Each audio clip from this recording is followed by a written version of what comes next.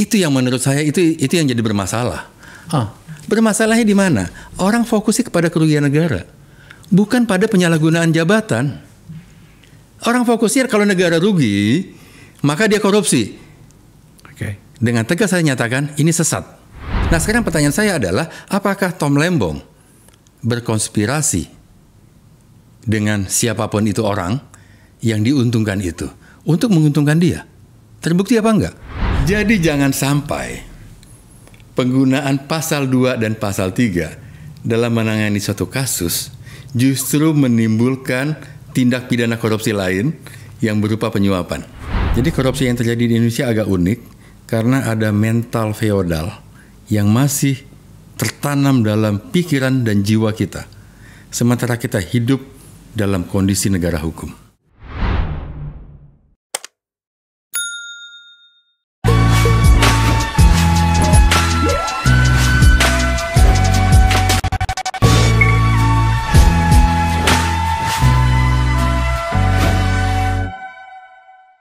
Hampir semua orang percaya bahwa tak ada bangsa yang maju, bermartabat, menuju ke masa depan, dan itu menjamin masa depan anak cucu kita, orang-orang yang kita sayangi, kalau negara itu masih diliputi oleh perilaku korup. Betul. Realitasnya di kita ternyata tidak menjauh barang itu. Karena kita feodal. Bahkan sejak KPK hadir pun ternyata tidak. Terutama pada bagian-bagian akhir ini. KPK lumayan bisa menaikkan IPK di awal-awal. Iya. Ini soalnya yang di depan saya orang KPK dulu. Tapi itu kemudian realitasnya. So hari ini saya memutuskan untuk mengangkat hal yang sangat krusial. Tidak banyak orang yang menyadari bahwa ternyata terjadi sesuatu perdebatan yang luar biasa. Judulnya adalah pemberantasan korupsi dan atau penegakan hukum untuk korupsi yang berkeadilan. Agar kemudian lebih fokus pembicaraannya, maka saya antar pada narasi gini. Semakin banyak, terutama direksi BUMN dan atau lembaga-lembaga yang berurusan dengan bisnis dan bersentuhan dengan negara, itu dicokok oleh lembaga penegak hukum, baik di KPK maupun di kejaksaan, dan tentu saja di kepolisian gitu ya. Pertanyaannya adalah, apakah mereka layak untuk dipidana atau dihukum? Kalau menyederhanakan masalah, kan pilihannya hanya ada dua, bersalah atau tidak. Tetapi proses bersalah atau tidak bersalah, tidak cukup banyak orang yang mau menghabiskan waktu untuk mendeteksi itu. Ya memang agak rumit karena pasti bicara tentang pasal. Untuk itu saya mengundang, sebenarnya bukan teman saya, ini lawan saya sejak puluhan tahun lalu. Kami sering berantem dulu untuk banyak kasus ketika saya masih di DPR dan beliau di KPK. Orang yang saya hormati, Chandra M. Hamzah. Bro, thank you ya. Kita akan membicarakan soal ini karena semakin banyak orang, baik yang kita kenal maupun tidak kita kenal. Tapi kan kita tidak berbicara tentang teman di sini. Kita berbicara tentang apakah penegakan hukum itu berkeadilan dan manusiawi. Coba tampilkan layar kita. Ini supaya langsung saja pada case ya. Ini ada banyak direksi terutama BUMN. Yang celakanya ini Chief, saya kadang-kadang merasa sedihnya adalah orang-orang ini adalah orang-orang yang tercokok oleh hukum itu adalah orang-orang yang kita anggap berprestasi. Tapi kemudian tercokok. Ini coba kita lihat. Mbak Karen, Mas Nur Pamuji, Pak Lino sahabat kita, Pak Milawarma dulu di Bukit Asam, Hota Sinababan sahabat saya sejak 25 tahun yang lalu. Coba mana saja kasus-kasusnya. Nah ini ya, Pak Hotasi sebenarnya malah berhasil menjerat orang-orang yang menipu merpati di masa itu dengan melakukan gugatan internasional. Tapi ternyata dia dihukum, meskipun kemudian dibatalkan. Kemudian Pak Milawarma gitu ya, divonis bebas juga, tetapi menderita dalam proses hukum. Pak Lino, ini kontroversial nih, karena saya menyaksikan adalah dialah orang yang mengangkat Pelindo II menjadi BUMN yang sangat menguntungkan bagi negara. Kemudian Nur Pamuji ini aktivis yang menjadi dirut di PLN, tapi kemudian di penjara meskipun kasasinya diterima. Terus Ibu Karen malah ini masih berlangsung sampai sekarang ya. 2 kasus. Iya, 2 kasus. So itu kita tidak sedang berbicara lagi kita tidak berbicara tentang kasusnya teman-teman ini, meskipun kita terus berangkat dari situ. Yang terbaru ada mantan Menteri Perdagangan Tom Lembong. Okay. Pak Chandra, coba berikan kita pengantar. Kenapa semakin banyak yang tumbang, yang mungkin kita nilai orang-orang yang punya kredibilitas untuk memimpin organisasi negara bernama BUMN hanya karena hal-hal yang mungkin mereka tidak sadari atau mereka sadari tapi kemudian dibuat menjadi sadar oleh perangkat hukum yang tidak benar. Bahasanya rumit. Silakan. Iya. Sebenarnya banyak lagi beberapa di luar sana selain nama-nama ini yang kita bisa berdebat mengenai apakah dia bersalah atau tidak bersalah ya. Kalau boleh sebut nama, salah satunya Pak Indar lah. Kalau kita melihat ya, hampir semuanya ini kena pasal 2 ayat 1. Oke. Yang kemudian Undang-Undang Tipikor maksudnya. Undang-Undang Tipikor. Pasal 2 ayat 1 Undang-Undang Tipikor ya. Nah, inilah bunyinya ya. Dan kemudian juga pasal 3 begitu ya, menguntungkan dia. Oke. Kita perlu lihat kenapa pasal ini lahir. Oke. Jadi sebenarnya pasal ini lahir ini itu dimulai dari tahun 57. Tahun 57 ada suatu kejadian. Kejadiannya begini. Yang menginisiasi ini, nggak apa-apa sebut nama ya, adalah Jenderal Abdul Haris Nasution bersama-sama dengan Jaksa Agung waktu itu R. Suprapto. Kemudian dituangkanlah dalam peraturan penguasa perang pusat tahun 57. Nomor 6, nomor 8, nomor 11. Saya berani menantang para aktivis anti korupsi, para guru besar, para peneliti, pernah nggak Anda membaca peraturan penguasa perang pusat nomor 6, nomor 8, nomor 11? Saya hampir yakin yang pernah membaca sedikit. Sangat sedikit. Nah, kemudian kita bicara tentang pasal 2 dan pasal 3 yang nenek moyangnya itu ada di peraturan penguasa militer. Anda membaca pasal 2 tanpa mengetahui sejarah asal-usulnya. Nah, asal-usulnya pasal 2 dan pasal 3. Kita agak panjang boleh ya? Oke. Waktu itu Nasution melihat bahwa ada sebagian orang yang tiba-tiba kaya. Tiba-tiba kaya. Tiba-tiba punya aset, tiba-tiba punya rumah, tiba-tiba punya perusahaan. Padahal orang ini tadinya nggak siapa-siapa. Kayaknya, ini setelah sedikit, kayaknya sampai sekarang juga banyak gitu ya? Di tahun 50-an lebih banyak orang tiba-tiba. Oke. Nah, kemudian Nasution curiga dong, apa yang dia lakukan? Kemudian dari rumusan, dari literatur manuskrip yang saya baca, ya.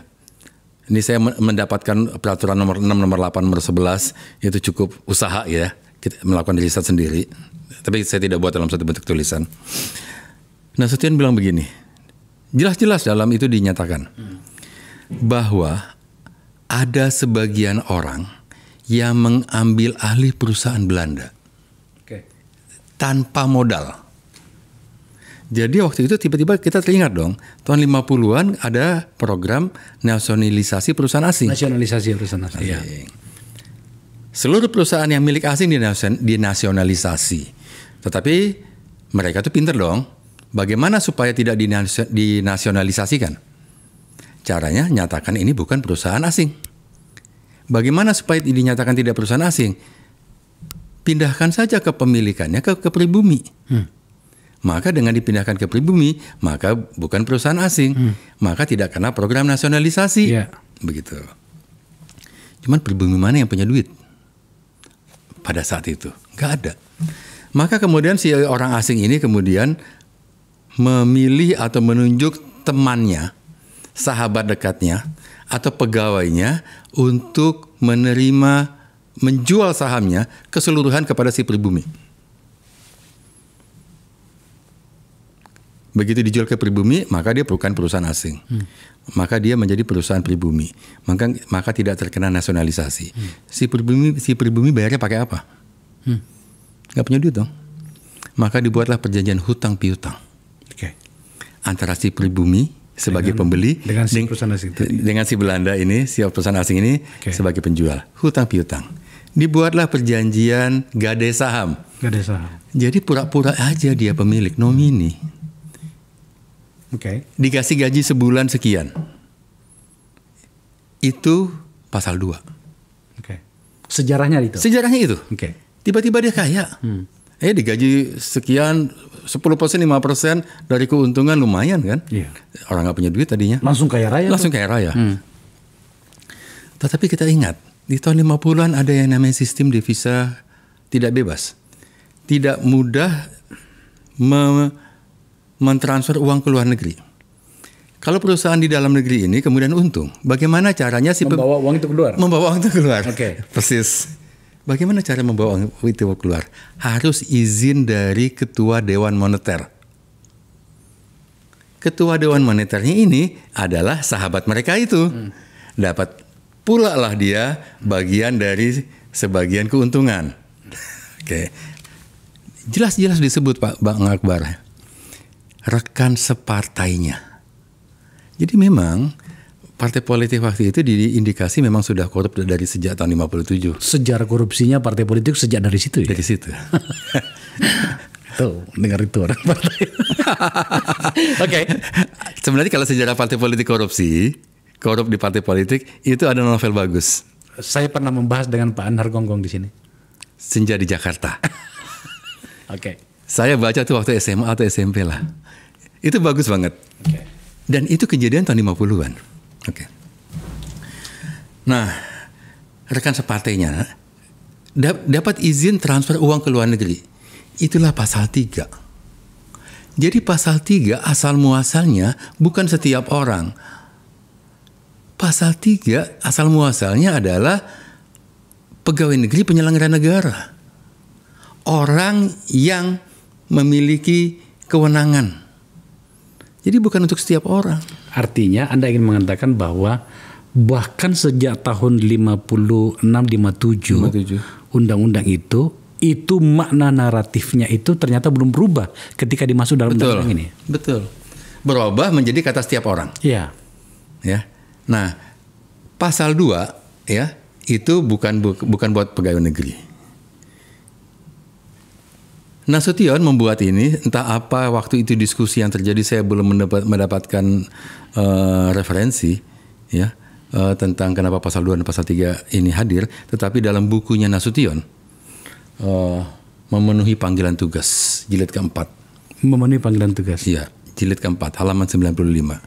Nasution bilang, Undang-Undang tahun 57 tentang anti korupsi itu adalah akrobatik yuridis. Akrobatik yuridis. Nasution mengakui seluruh tindakan itu adalah legal, sah secara hukum. Dalam bukunya disebut, dalam undang-undangnya disebut, seluruh kegiatan itu sah. Jual beli sah, hutang piutang sah, gade saham sah. Tetapi mereka mengakali proses nasionalisasi. Harusnya perusahaan ini milik republik, milik negara. Sekarang pertanyaannya adalah, apakah orang ini melawan hukum apa enggak? Melakukan bukan. Saya ambil yang lebih tepatnya. Apakah mereka di luar Ketua Dewan Moneter yang menjual, menggadai hutang piutang itu salah apa enggak? Enggak salah. Tetapi Nasution nggak suka. Karena dia membaca di situ ada actus reusnya kan.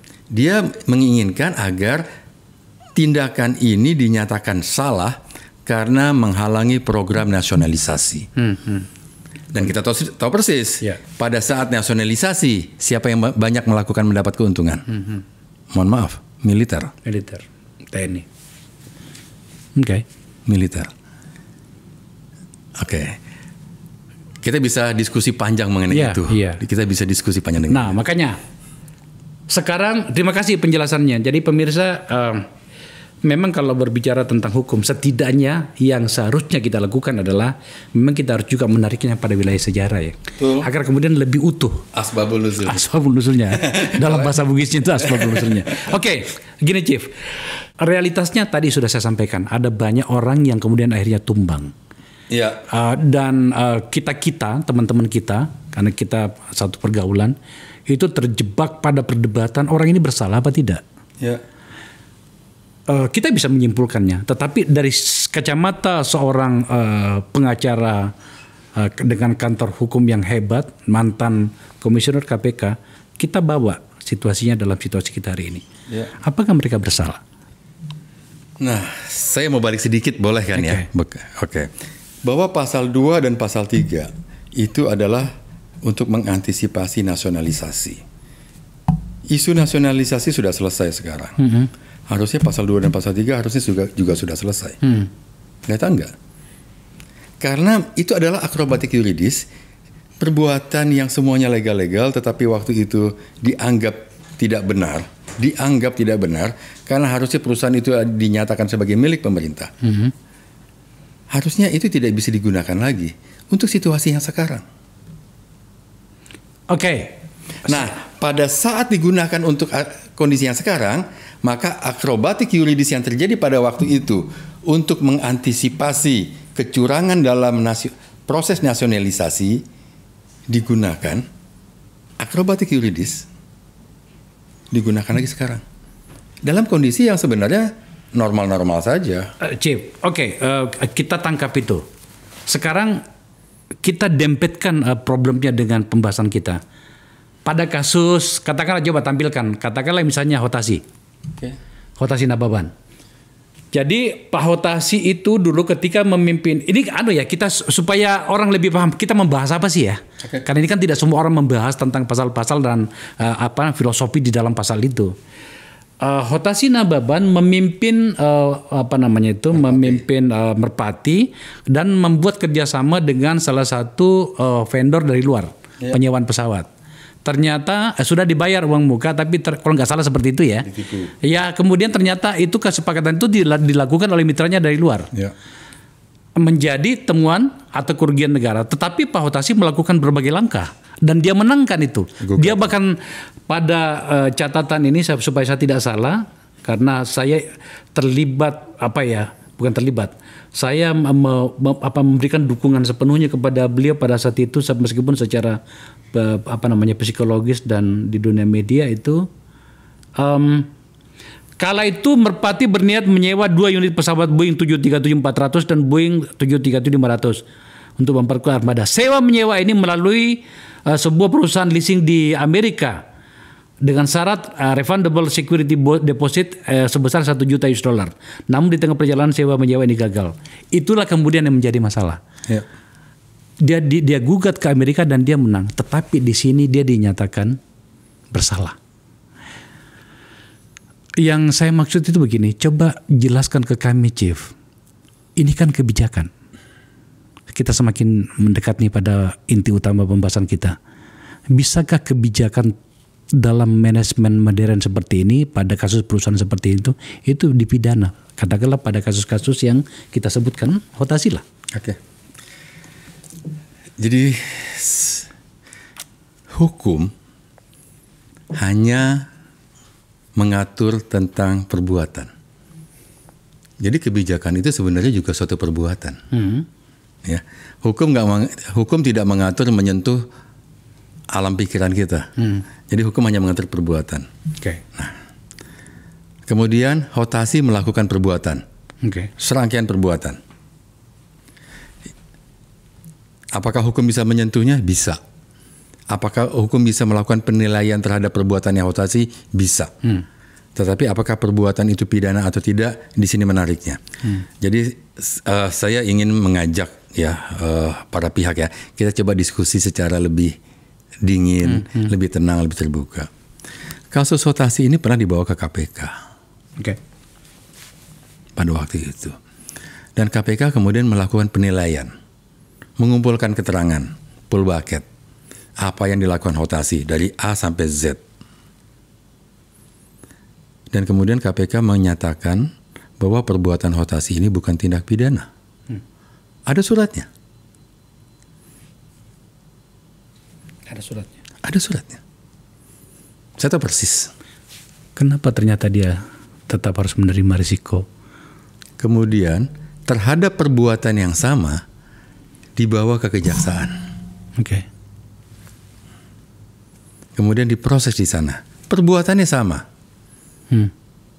Pasal yang digunakan sama, bukan pasal. Undang-undang yang digunakan sama, korupsi. Itu batu ujinya. Kemudian diproses dan dihukum. Anda ingin mengatakan apa pada bagian ini? Saya ingin menyatakan bahwa di sini terjadi anomali terhadap perbuatan yang sama dengan batu uji yang sama. Seharusnya undang-undangnya sama. Kemudian ada output yang berbeda. Artinya apa? Tidak ada kepastian hukum. Jadi ketiadaan kepastian hukum itu bisa bermacam-macam. Bisa karena pemahaman hukumnya yang keliru. Bisa karena hukumnya terlampau longgar. Jadi bisa ditafsirkan. Jadi saya ingat sajak W.S. Rendra. Dalam sajaknya SLA Rendra ngomong begini. Sebagian saya potong aja ya. Semua boleh, semua tidak boleh. Tergantung pada cuaca, tergantung pada amarah dan girangnya sang raja. Tergantung pada kuku Garuda mengatur kata. Rendra mengatakan itu. Tahun 70-an. Jadi Pak, ya. Jadi apakah ini boleh atau nggak boleh? Nggak jelas. Dan ini melanggar azas pasal 1 KUHP, legalitas. Orang harus tahu mana yang boleh dan mana yang nggak boleh. Dan orang tidak bisa dihukum terhadap sesuatu yang belum diatur. Chief, gini, saya ingin mengejar pada bagian ini. Saya dekatkan lagi problemnya. Katakanlah saya, Akbar Faisal, ditunjuk oleh Menteri BUMN siapapun dia untuk menjadi Direktur Utama BUMN A. Oke. Perintahnya itu mengatakan, wahai Akbar, saya simpan kau di situ agar kemudian perusahaan ini untung dan kemudian ada pemasukan bagi negara dari proses keuntungan itu. Oke. Kalau untung, tak masalah. Tapi kemudian ternyata rugi. BUMN yang saya pegang ini dengan seluruh rencana-rencana yang telah kita lakukan ternyata merugi. Pada bagian ini ada dua yang bisa muncul. Rugi biasa saja, tetapi kemudian rugi plus dicari, saya tidak menggunakan kata korban. Dicari beberapa hal hingga kemudian ditemukan bahwa saya memperkaya orang lain. Dan atau memberikan keuntungan bagi orang lain atau memfasilitasi orang lain. Maka kemudian orang itu untung, negara rugi. Pada kasus begini kan banyak nih. Banyak kan gitu ya. Nah, kalau seperti ini situasinya, apa posisi Chief Chandra soal ini? Iya, saya mesti melihat bukan pada rugi atau tidak rugi. Jadi pertama saya kasih catatan pertama adalah adanya frase kerugian negara dalam pasal 2 dan pasal 3. Coba tanyakan lagi deh. Ya. Merugikan keuangan negara atau perekonomian negara. Sebagai unsur suatu delik, ini cuma ada di Indonesia. Di negara lain nggak ada. Merugikan keuangan negara? Iya. Di negara lain nggak ada. Masa? Nggak ada. Silakan cek. Yang ada definisi korupsi, silakan dicek di buku manapun. Pengertian, saya nggak menyebut definisi. Pengertian korupsi salah satunya adalah menyalahgunakan kewenangan untuk keuntungan pribadi atau sahabatnya atau suatu perusahaan. Ya, makna dari menyalahgunakan kewenangan itu kan sederhana. Iya.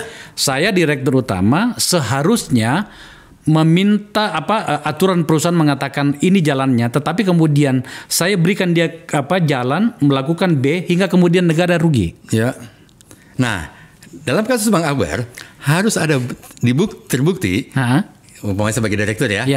Bang Akbar sebagai direktur berkonspirasi dengan si counterpart PT. Kita atur ini barang. Anda dapat proyek. Kemudian nanti Anda dapat untung. Bagi ke saya. Bagi nggak penting. Tetapi negara rugi dalam hal ini. Nggak penting negara rugi. Oh ya? Nggak penting. Mau negara rugi atau negara untung, tetapi kalau Bang Akbar melakukan konspirasi dengan seseorang untuk supaya dia untung, itu pidana. Itu pidana. Nah, karena ada kerugian negara di sini, lebih parah lagi. Itu yang menurut saya itu yang jadi bermasalah. Bermasalahnya di mana? Orang fokusnya kepada kerugian negara, bukan pada penyalahgunaan jabatan. Orang fokusnya kalau negara rugi, maka dia korupsi. Dengan tegas saya nyatakan ini sesat. Artikel 19 United Nations Convention Against Corruption nggak ada state laws.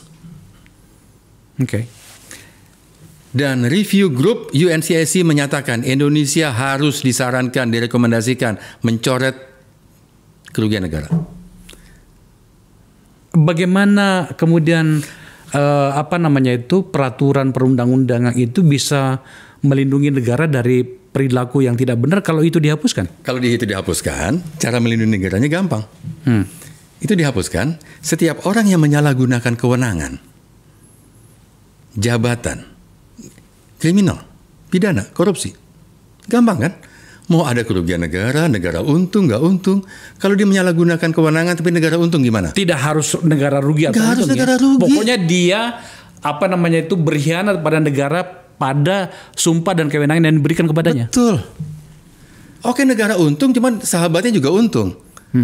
Pidana nggak? Di Indonesia nggak bisa kena pidana. Yang penting adalah bukan kerugian negara. Yang penting adalah bahwa dia menyalahgunakan kewenangan dan konspirasi. Nah, sekarang pertanyaan saya adalah, apakah Tom Lembong berkonspirasi dengan siapapun itu orang yang diuntungkan itu untuk menguntungkan dia? Terbukti apa enggak? Kalau nggak terbukti ya sudah. Kebetulan Anda sudah membahas tentang Tom Lembong. Saya memang mau simpan di bagian akhir. Tapi sudah kita bicarakan gitu ya. Ini ada Tom Lembong, Thomas Lembong, mantan Menteri Perdagangan. Dia pernah juga di BKPM kan gitu ya. Dia dipidana. Bahkan itu sudah ditolak oleh PT UN. Apa sih namanya itu? Pra-peradilan sudah ditolak oleh pengadilan. Bahwa dia dianggap melakukan tindakan korupsi pada kasus impor gula. Supaya sedikit kita agak menelisik itu ya. Kasusnya adalah dia melakukan kebijakan impor gula. Tom sudah mengatakan bahwa saya lakukan itu karena perintah presiden. Dan perintah presiden itu formal. Melalui rapat kabinet. Di mana salahnya Tom Lembong? Saya nggak mau nyebut, saya nggak langsung di mana salahnya ya. Pertama yang harus kita uji adalah apakah perintah presiden itu salah atau tidak. Tidak salah. Batu ujinya apa? Batu ujinya bahwa dia punya kewenangan sebagai presiden. Belum tentu. Karena bisa saja presiden memerintahkan sesuatu yang salah.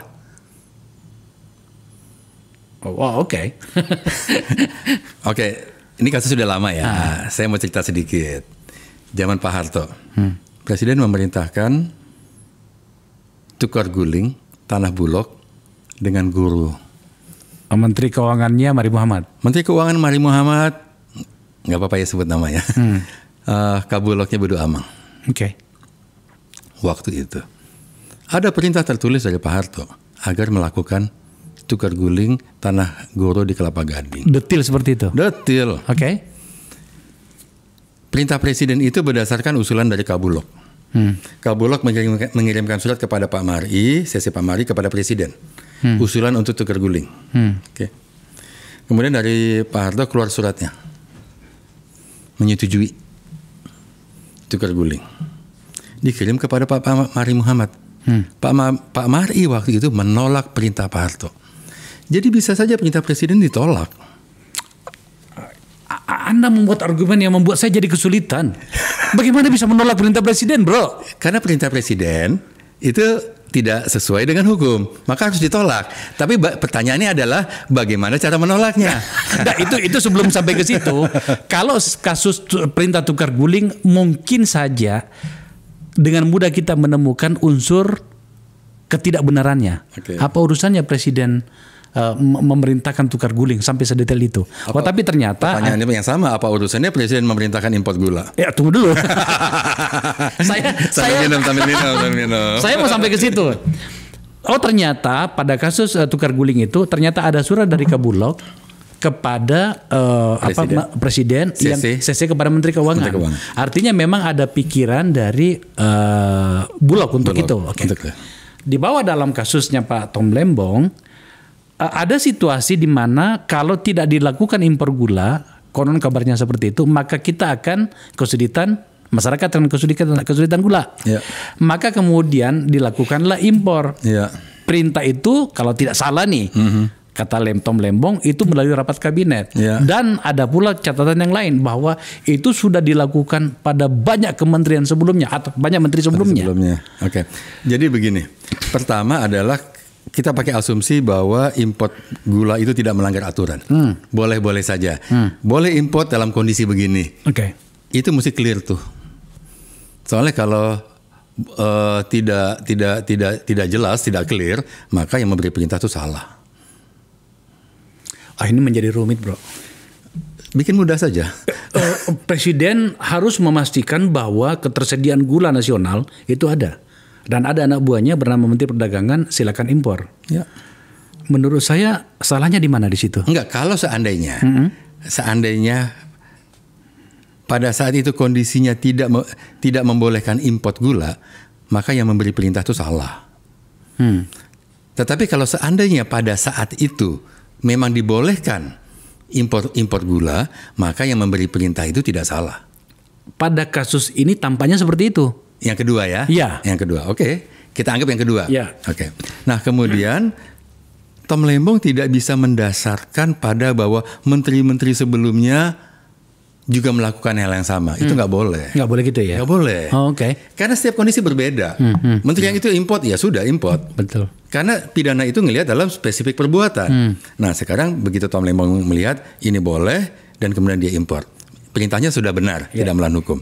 Nah pertanyaannya adalah, apakah Tom Lembong melakukan konspirasi dengan para importir? Itu yang kita belum tahu. Itu yang kita belum tahu. Oke. Konspirasi pertemuan-pertemuan sehingga importer ini diatur-atur, baku atur antara Tom Lembong dengan para importir. Ya. Itu yang mesti dibuktikan. Nah, di situ yang namanya guilty act-nya, perbuatan salahnya. Nggak boleh dia mengatur-ngatur.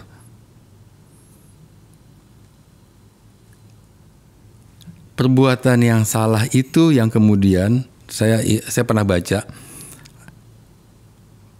rapat pembahasan Undang-Undang 371 sebelum 3199 itu dibahas pertama kali di 371 sebelumnya.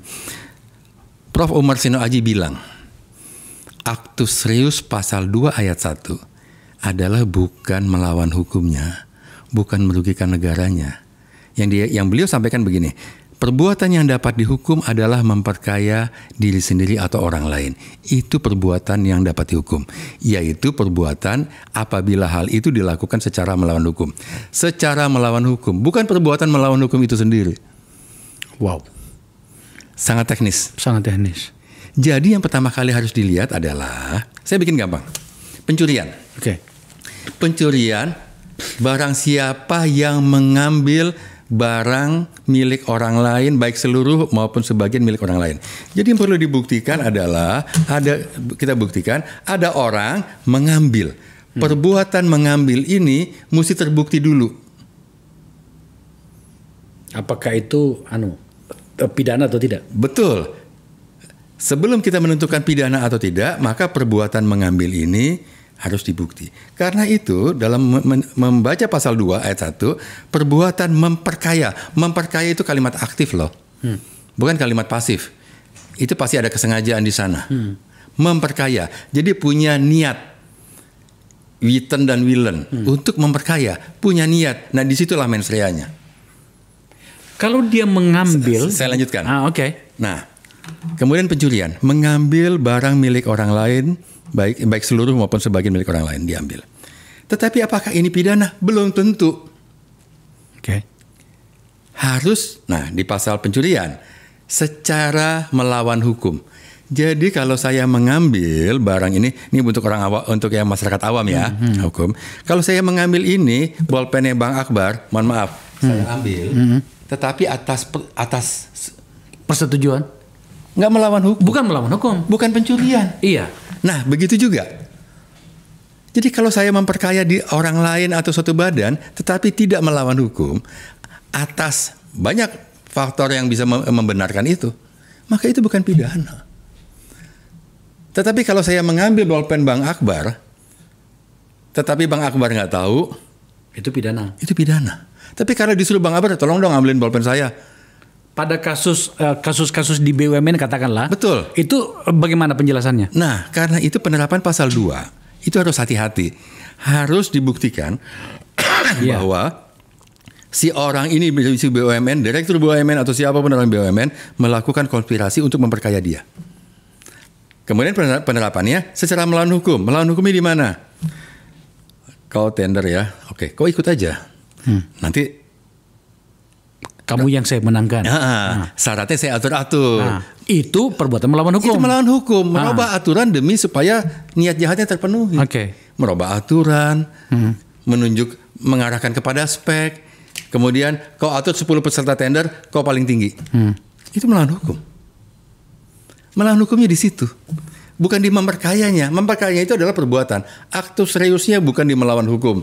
Anda ingin mengatakan bahwa pada banyak kasus-kasus yang kita bahas ini, itu tangan hukum itu langsung kepada melawan hukumnya. Melawan hukumnya itu ya?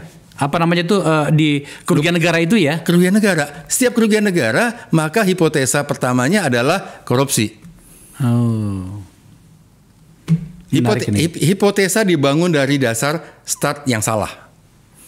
Soalnya kalau kita mulai dari situ, Bang Akbar, banyak program-program pemerintah itu yang rugi. Ya udah, selidikin aja. Saya mumpung kita sedang membahas ini, maka kemudian saya bawa pada situasi kita hari ini. Tidak semuanya di semua tempat, tapi banyak. Lagi-lagi tentang BUMN. Mungkin saya menyederhanakan masalah, Chief, tapi ini kan terjadi di ruang publik kita, bahwa banyak orang yang menjadi direksi di BUMN itu tidak cukup cakap untuk ditunjuk di situ, hanya gara-gara dia punya tentakel politik. Dia adalah bagian dari apa namanya pemerintah ini. Menarik. Bahasa sastra tentakel ini. Tangan banyak gitu tentakel itu kan. Menarik. Ya. Kapan-kapan saya gunakan lagi. Itu apa ada dalam kritik sastra kontekstual. Ya. Mana tadi? Jadi tentakel ya. Jadi maka kemudian banyak orang yang menjadi direksi sebenarnya tidak punya kemampuan. Ya. Tapi karena dia punya tentakel politik, maka tergaitlah dia menjadi orang yang terhormat mengurusin BUMN. Ya. Memang ada perencanaan, tetapi karena diurusin oleh orang yang kebiasaannya memegang pulpen, tiba-tiba disuruh memegang apalah misalnya kan gitu ya, rugi. Rugi.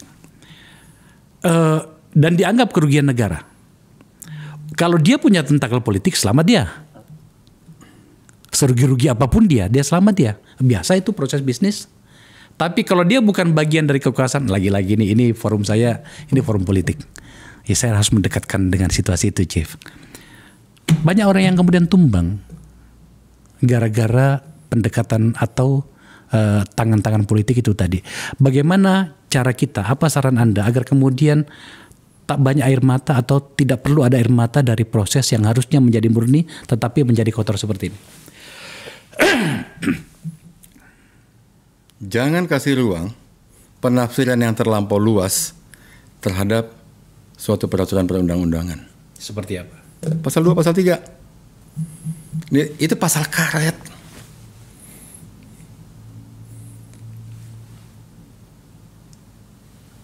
Yang saya mau katakan pasal 2 itu aktu seriusnya apa? Sebagian orang bilang melawan hukum. Tampilkan lagi deh, tampilkan lagi. Kayaknya memang hari. Sebagian orang menyatakan aktu seriusnya adalah melawan hukum. Sebagian orang yang bilang memperkaya. Sebagian orang yang bilang merugikan keuangan negara. Yang mana sebenarnya? Yang mana sebenarnya? Oh, oke. Saya ulangi lagi. Pasal 2. Setiap orang yang secara melawan hukum, pemirsa, terutama bagi kalian yang punya jabatan usaha atas nama negara, saya baca pelan-pelan agar kemudian kita belajar bersama supaya Anda tidak jadi korban. Pasal 2 Undang-Undang Tipikor.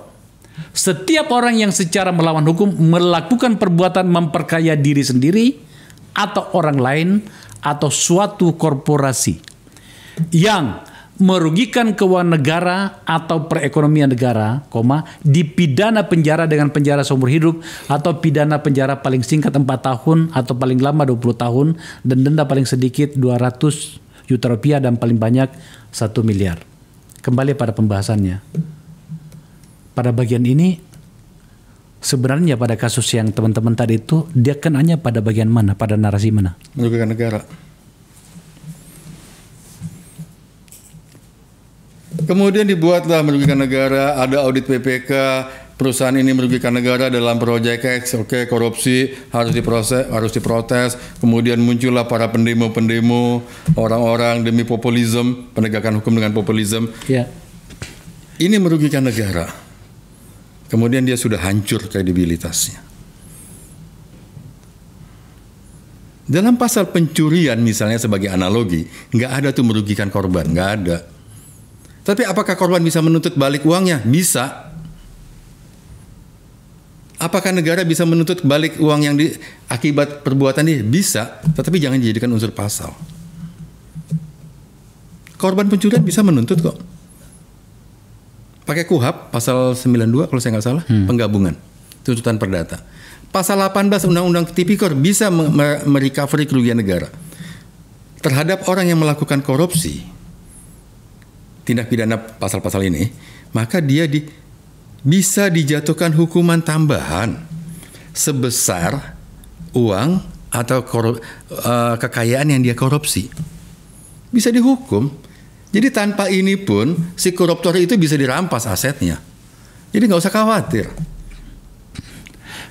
Tapi dengan mencantumkan ini, maka orang udah fokusnya kemana? Ya udah merugikan negara, auditnya keuangan rugi, korupsi. Periksa dulu semua, panggil dulu. Melawan hukumnya apa? Memberikan persetujuan pada hari libur. Apakah itu melawan hukum?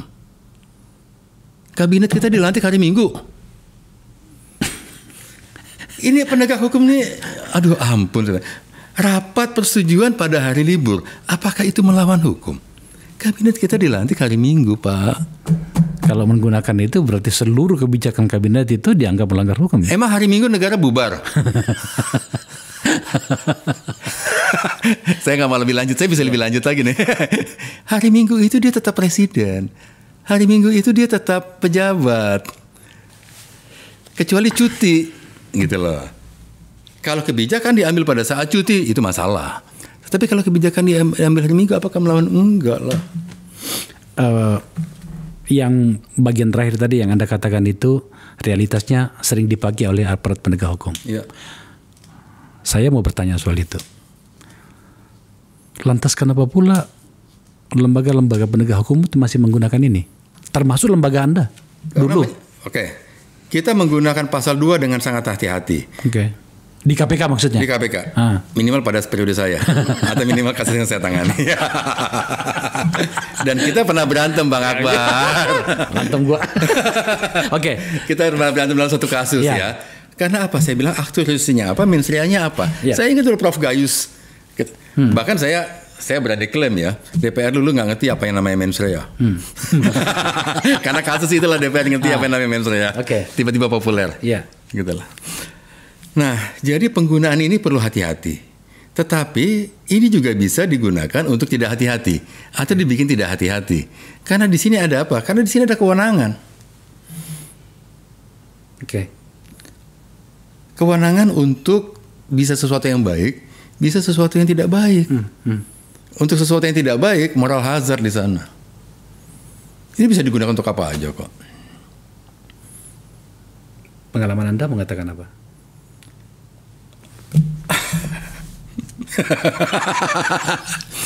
Jadi jangan sampai penggunaan pasal 2 dan pasal 3 dalam menangani suatu kasus justru menimbulkan tindak pidana korupsi lain yang berupa penyuapan.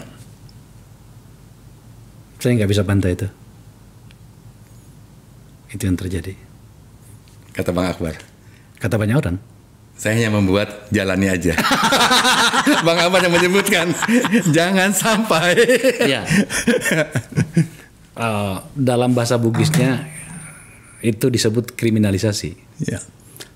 Sebenarnya kalau bahasa Inggris kriminalisasi itu agak berbeda ya, tapi oke lah. Berbeda ya, kita anggap itu. Okay. Nah, ada satu poin pada bagian ini. Saya ingin pembatasan makna dari apa yang akan saya sampaikan, bahwa di mana batas ruang kerja bagi seorang, katakanlah pada kasus BUMN itu, di mana ruang batasan yang aman bagi seorang manajemen atau satu tim untuk bekerja jika kemudian dia terus diintipin dengan ini. Oke. Kita dengan asumsi pasal 2 tetap eksis ya? Ya. Oke. Kita dengan asumsi pasal 2 tetap eksis. Saya beberapa kali ngasih onboarding ke direksi dan komisaris BUMN yang diselenggarakan resmi oleh BUMN, baik secara kementerian. Saya sampaikan begini, ada 4 hal yang harus dilakukan dengan penafsiran yang keliru terhadap pasal 2 dan pasal 3. Karena yang saya bilang aktus seriusnya bukan perbuatan melawan hukum, bukan, ya, tetapi memperkaya secara melawan hukum. Kemudian saya ngambil tips sederhana. Pertama, seluruh perbuatan kita tidak boleh melawan hukum. Ikuti aturan as is apa adanya. Ini buat para direksi BOD, BOC. Harus apa adanya. Bagaimana supaya perbuatan kita harus apa adanya? Pertama, kita harus tahu hukum secara detail. Secara detail. Nggak boleh melanggar 1 mili pun. Karena itu Anda perlu advisor hukum yang bagus, internal maupun eksternal. Jadi nggak boleh melawan hukum. Cilakanya bahwa di Indonesia banyak banget hukum. Ada hukum tentang BUMN, ada hukum tentang PT, ada hukum tentang pasar modal, ada hukum tentang sektoral, perbankan, industri, semuanya harus tahu. Nggak boleh ada yang melanggar. Nah, ini mesti dikuatkan dengan bagus lah. Nggak boleh ada miss di situ. Yang kedua, tidak boleh ada konspirasi. Oke. Jadi kalau ketemu vendor nggak boleh bertemu berdua. Rekam semua pertemuan. Rekam. Dalam salah satu kasus yang kita dulu berantem Pak Akbar, yang itu salah satu yang menyelamatkan adalah apa? Rekaman. Ya, ada rekaman. Ada rekaman rapat. Dewan Gubernur ya. Itu verbatim banget itu betul, tuh. Betul. Di situ nuansanya ada. Jadi dalam melakukan aktivitas direkam aja semuanya.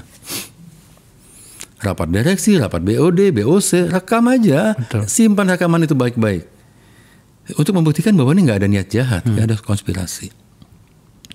Ya, nggak boleh ada pertemuan-pertemuan yang aneh-aneh.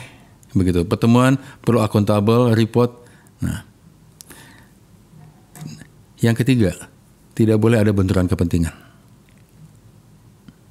Oke. Jadi jangan sampai direksi punya bisnis di perusahaannya sendiri. Oke. Baik saudaranya, neneknya, kakeknya, omnya, keponakannya, tidak boleh ada benturan kepentingan. Tidak boleh berburu di kebun binatang. Betul. Oke. Bagaimana caranya? Banyak cara ya. Kita mesti disclose. Kalau di tempat saya semua direksi harus disclose. Siapa keponakannya, neneknya, bapaknya, istrinya, mertuanya, besannya, disclose. Nah ini yang ketiga nih. Yang keempat yang agak susah. Karena kita masih menganut mentalitas feodal. Nggak boleh ada kickback, nggak boleh ada gift, nggak boleh ada hospitality, luxury hospitality, nggak boleh ada bribery. Yang keempat ini yang banyak orang kena. Karena apa? Karena kita merasa bahwa kita kan pejabat, boleh dong ada yang ngasih. Dia kan suka sama saya.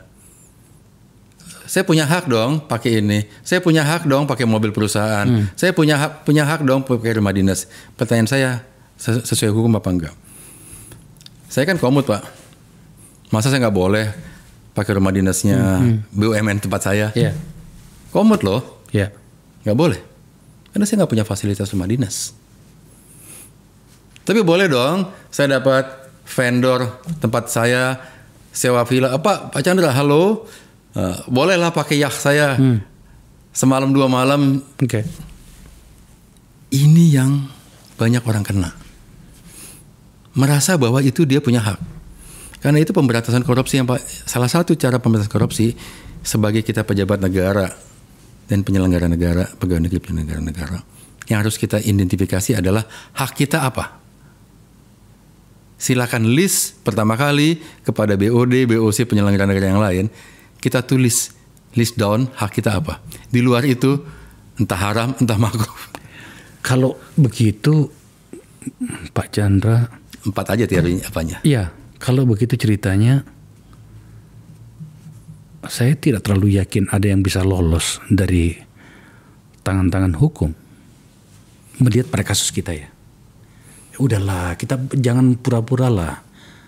Yang namanya kebijakan BUMN itu apa coba? Selain soal untung ya, itu adalah tentakel politik. Lagi-lagi saya gunakan kata tentakel. Ya. Kita jujur-jujuran aja deh. Kalau you tidak kenal dengan mereka-mereka, udah lewat. So, kalau begitu ceritanya, apa yang kita bisa simpulkan dari proses ini? Selain bahwa tadi kita sudah dapat poin utamanya bahwa pasal 2 ini tampaknya harus kita bermasalah dan revisi. Revisinya tentu saja kita harus mengikuti mekanisme politik ya. Entah kapan. Atau mekanisme hukum. Oh, bisa kita bawa ke Mahkamah Konstitusi. Mahkamah Konstitusi ya. Emang sudah ada yang merencanakan itu? Katanya ada. Ada ya. Oke. Kita lihat. Nah, penonton kita lebih suka pada kasus. Mereka tidak melihat prosesnya bagaimana dan seluruh argumentasi filosofisnya tadi, Chief Chandra.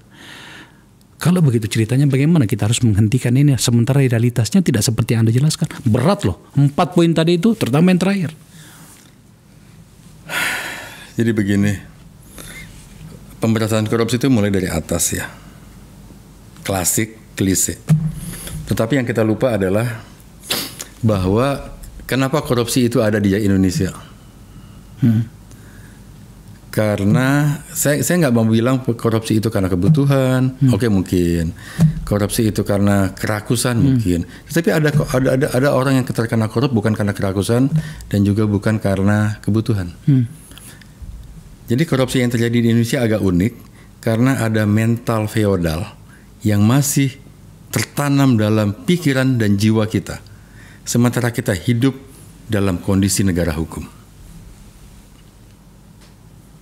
Di mana benturannya? Oke. Kita mesti lihat apa itu feodal. Feodal adalah semuanya punya saya. Punya kaum feodal. Tanah punya kaum feodal. Bahkan nyawa Anda pun milik kaum feodal. Bahkan di Inggris, mohon maaf, ada royal right. Apa sih namanya itu? Ya. Khusus untuk orang-orang kaya. Iya. Para lord gitu ya. Iya, dia punya hak untuk itulah. Iya. Oke. Cari sendirilah. Nah, jadi orang feodal menganggap bahwa dengan jabatan dia boleh memiliki apa saja. Pada saat seseorang menjabat suatu jabatan, maka orang datang ke dia menyerahkan sesuatu, fine. Kaum feodal begitu. Ngasih upeti, iya. Masa Anda kepala ini, si anu aja begini. Masa Anda nggak bisa mengusahakan, tolong dong dapat fasilitas. Masih ada nggak itu di kita? Dan saya yakin masih ada. Percuma Anda jadi komut, nggak bisa ngasih. Iya. Masa komut mesti ngantri juga? Iya. Atau kalimat pamungkas, saya kan udah menempatkan Anda di situ. Ngapain aja Anda di situ? Iya. Betul. Mana kickbacknya untuk saya mana? Persis. Cashbacknya untuk saya mana? Betul. Kira-kira gitu kan? Betul. Udahlah kita tahu pura-pura. Nah, mental feodal ini yang mesti dikikis habis. Itu dulu tuh. Jadi musuh kita adalah feodalisme. Sampai sekarang, Tan Malaka bilang feodalisme. Nurcholish Madjid dalam bukunya Indonesia Kita, musuh kita apa? Feodalisme. Kita akan tetap korup kalau kita masih bermental feodal. Contohnya, forader. Apa hak Anda pakai forader? Memangnya jalan nenek moyang lo? Ya, mohon maaf. Iya, iya. Akhirnya keluar juga tuh. Iya. Kita sudah mulai harus menggunakan bahasa gitu, Chief. Iya. Masa misalnya barusan selesai pilkada kan? Iya. Di sebuah daerah di kampung saya sebutkan saja. Selama 5 tahun bupati, kebetulan teman saya sebenarnya, tetapi saya menemukan banyak hal, saya kritisin. Ada yang jawab begini, dia kan sudah tidak menjabat lagi, kok masih begitu juga? Loh, emang kalau menjabat Mama? Menarik. Saya jadi emosi juga karena itu. Maka menurut saya, Anda ingin mengatakan seorang Chandra M. Hamzah ingin mengatakan bahwa problem kita ternyata lebih banyak lagi dari apa yang kita pikirkan. Betul. Sebab berada di dalam alam bawah sadar kita. Iya. Feodalisme itu tadi. Feodalisme. Saya punya pengalaman, boleh cerita dikit ya? Ya. Saya sebagai pimpinan KPK datang bertemu dengan Jaksa Agung suatu negara. Ya. Dengan salah seorang atau salah seorang pimpinan KPK. Ketemu, kita makan malam. Ketemu di hotel itu, dinner, kita makan malam.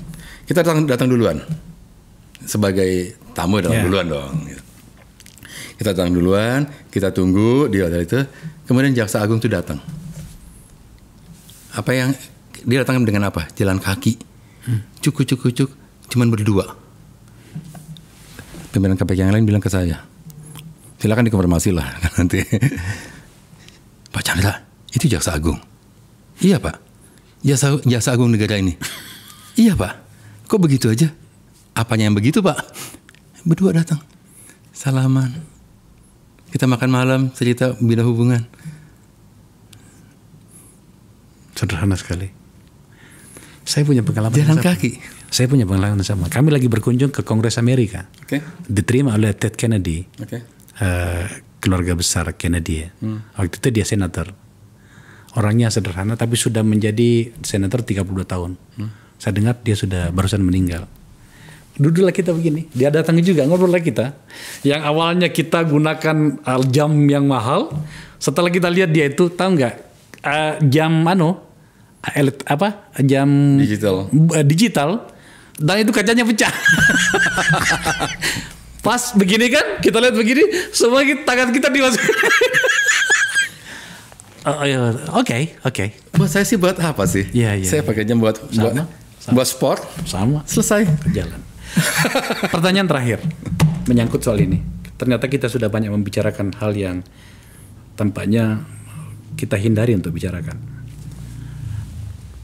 Kenapa lembaga penegak hukum masih berusaha mencari jawaban, membenarkan tindakan sendiri, apabila ternyata realitasnya harusnya ini memang debatable. Kenapa mereka memaksakan diri mencari jawaban sendiri-sendiri dan mengambil tindakan yang berbeda? Masalahnya adalah kehormatan orang lain yang kena.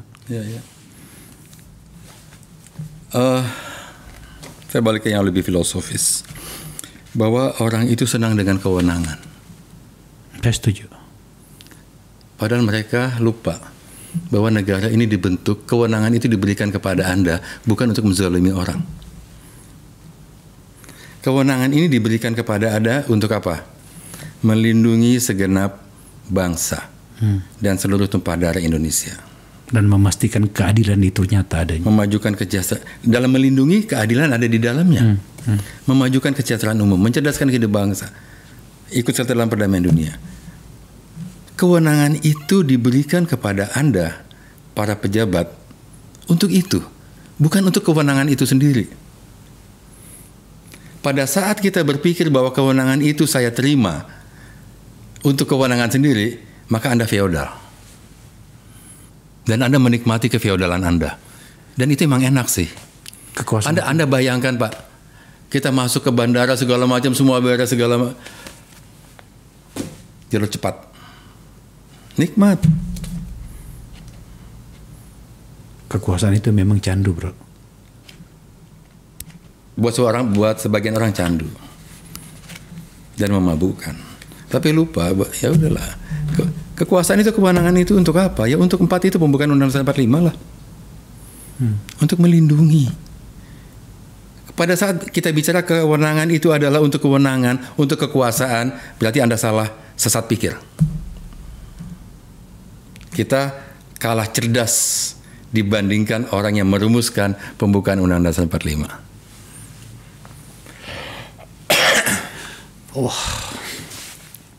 Sampai pada bagian ini saya tiba-tiba kok merasa bahwa tampaknya kita baru saja membicarakan hal yang sangat substansial. Karena ini menyangkut dengan kehormatan orang, menyangkut dengan kemerdekaannya dia sebagai manusia.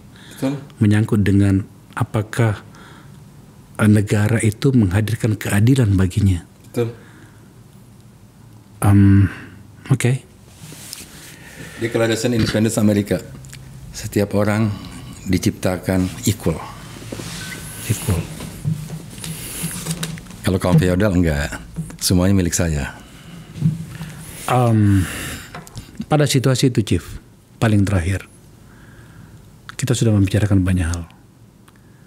Apa langkah yang paling krusial dan segera yang harus kita lakukan? Oke. Kalau kaum Stoik bilangnya begini, lakukan apa yang bisa kita lakukan.